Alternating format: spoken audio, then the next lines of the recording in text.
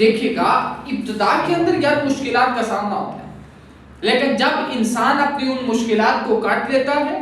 جب ان مشکلات کا سامنا جو ہے نا وہ مضبوطی کے ساتھ کر لیتا ہے، مستحکم ارادے کے ساتھ کر لیتا ہے، پھر ملتا کیا ہے؟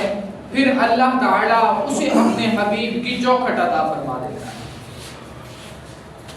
سیدنا صدیق اکبر رضی اللہ تعالیٰ عنہ کی ذات ہے، وصال کا وقت قریب ہے، اور وصال کے وقت کے قریب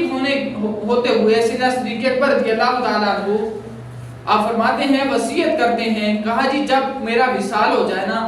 تو کہا میرے وصال کے بعد میری میت کو نبی پاک علیہ السلام کے روضہ اطہر کے سامنے رکھ دینا۔ کہا نبی پاک علیہ السلام کے روضہ اطہر کے سامنے رکھ دینا، پھر اجازت طلب کرنا، اگر تو اجازت مل جائے پھر میری میت کو، میرے جسد خاکی کو نبی پاک علیہ السلام کے روضہ اطہر کے اندر دفن کر دینا، لیکن کہا اگر اجازت نہ ملے تو جنت البقیع کے اندر دفن کر دینا۔ سیدنا صدیق اکبر رضی اللہ تعالیٰ عنہ کا وصال ہو گیا۔ سیدنا عمر بن خطاب رضی اللہ تعالیٰ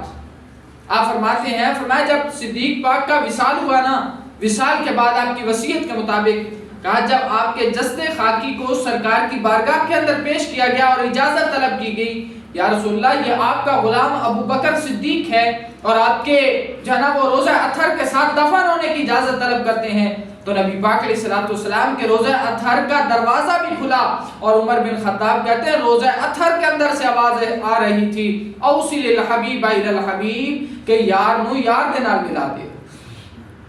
یعنی صدیق پاک کو نبی پاک علیہ السلام کے ساتھ میراث کیا جائے۔ اب کیا ہے یار، ابتدا کے اندر صدیق پاک نے مشکلات کا سامنا کیا تھا۔ آج ہم دیکھتے ہیں ہماری زندگی کے معاملات ہیں تو زندگی کے اندر کیا ہمیں مشکلات کا سامنا کرنا پڑتا ہے،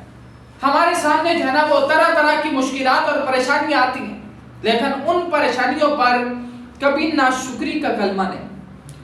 کبھی خدا کی بارگاہ کے اندر جو ہے نا وہ ایسا کلمہ نہیں بولنا جس کی وجہ سے اس کا شکوہ لازم آئے۔ یاد رکھنا، جو بندہ اپنے خدا کی بارگاہ کے اندر ہر حالت کے اندر شکر ادا کرتا ہے، اس کو پریشانیوں سے نکال کر اللہ اس کو آسانی عطا فرما دیتا ہے۔